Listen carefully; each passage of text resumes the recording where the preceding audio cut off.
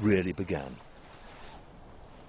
It started about 4.5 million years ago when our first human ancestors were identified.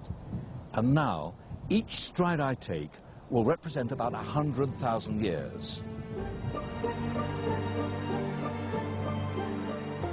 As I walk through time to the present day, I'm passing thousands of generations of early humans who struggled to survive in this barren landscape.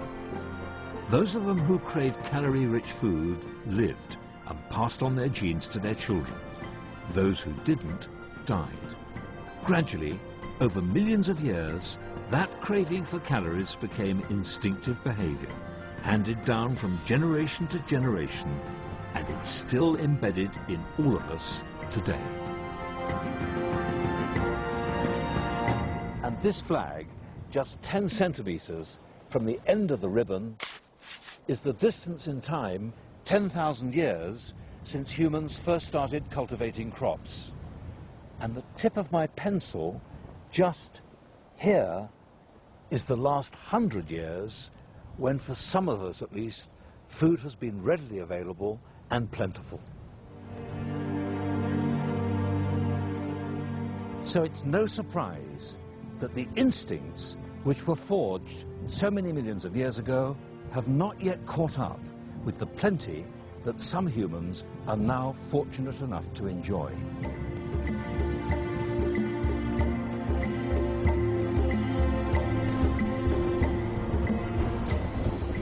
I always thought that I craved fatty food like this because I was greedy.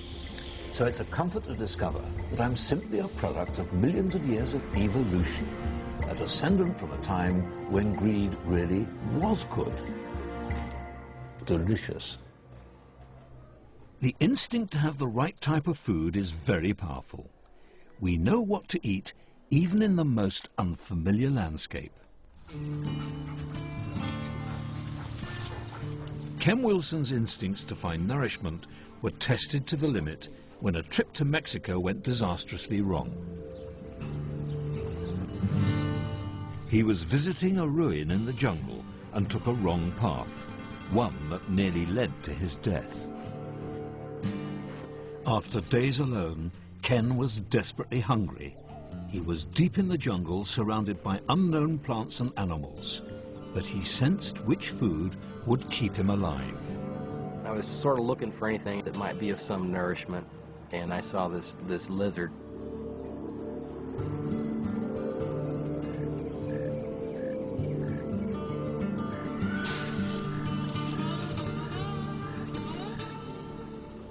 I was trying to decide if I was really that desperate or not, but I knew that I had to eat something.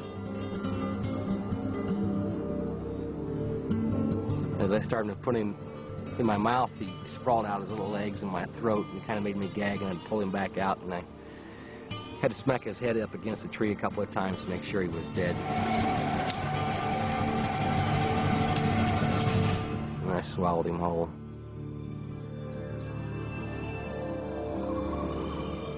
But one small lizard didn't sustain Ken for long, and soon he was close to death. It'd been 12, 13 days. I noticed there was vultures that started following me around. First few days there was a couple there, and then there were a few more, and I began to wonder if maybe they knew something and I didn't. And that kind of gave me the creeps.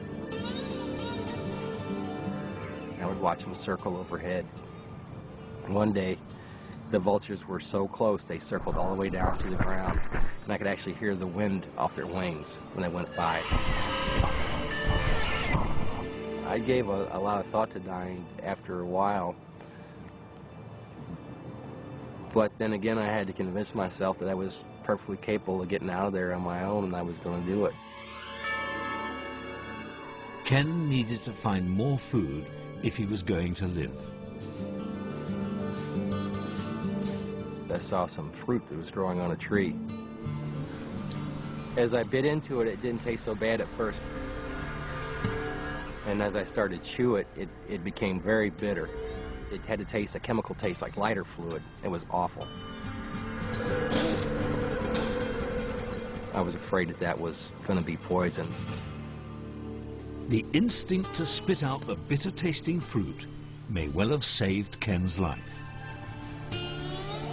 After 19 days in the jungle, Ken walked out alive. What helped Ken survive is a highly sophisticated piece of equipment.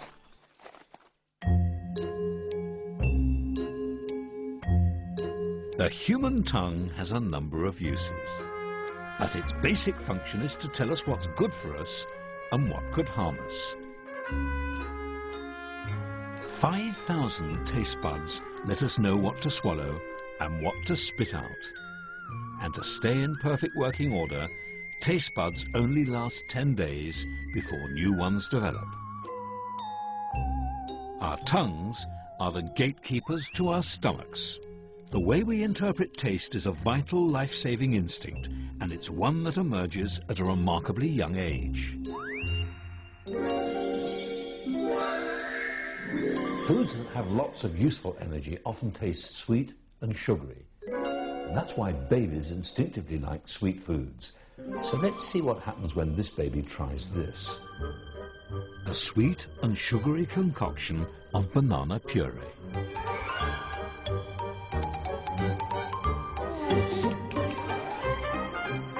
So try this. Go on.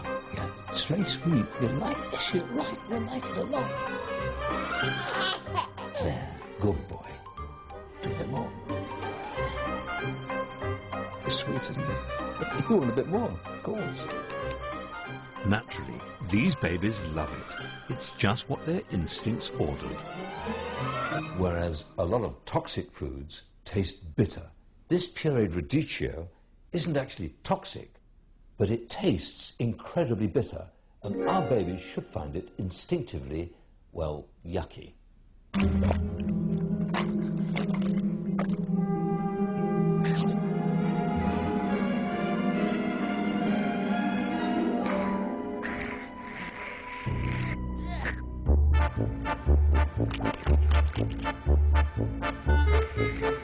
Wasn't my idea to give you this horrible food.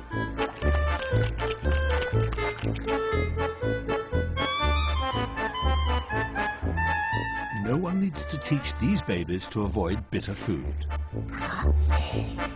One small taste is enough to activate the long-evolved survival instinct. You've gone all pink in the face, look. I'm sorry, I don't want to do this. You've got... If it's yucky, it might be life-threatening, so spit it out.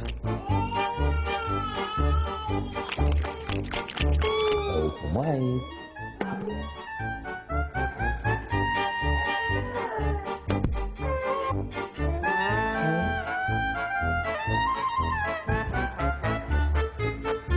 You don't like, oh, I'm sorry, you don't like it. Try a little bit.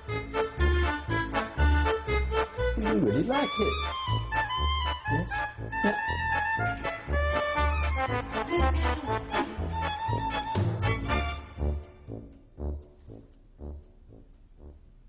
And it's not just babies that find bitter food disgusting. We all do. For our ancient ancestors, life was a constant struggle. And it wasn't just finding the right food to eat. Physical threats were everywhere.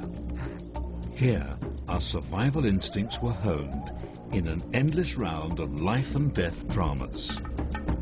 These instincts are still deep within us today, and perhaps that's why at times we go looking for danger, to test them out.